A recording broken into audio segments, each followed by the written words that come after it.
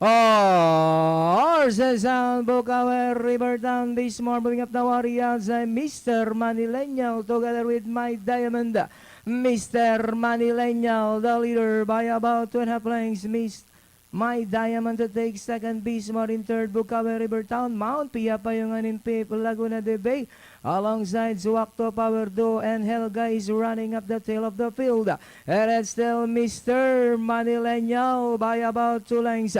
My Diamond still in second, Bismarck in third, only outside Mount Pia Payungan, together with Laguna de Bay also moving up is Zuakto Power Duo. And it's still Mr. Manileño, My Diamond on the outside. And in third, moving up now, Mount Pia Payungan. Bismarck is running by the port alongside. Moving up now is Wakto Power Duo. My Diamond, Mr. Manileño, Mount Pia Payungan. Bismarck is coming closer down or inside. Mr. Manileño, My Diamond on the outside, Mount Pia Payungan.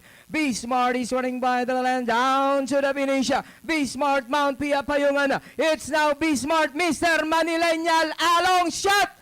Bismarck, Mr. Manileño, and finally Bismarck, Mr. Manileño, Mount Pia Payungan, 8, My Diamond. Alright, exciting finish from race number 4. Kaya ito, numero 5, Bismarck, unang tumawid ang finish line under John Allison pabalik. Then segundo, Mr. Manileño, lihado sa lahat yan. Tapos tos Mount Pia Payungan. Panoorin na natin instant.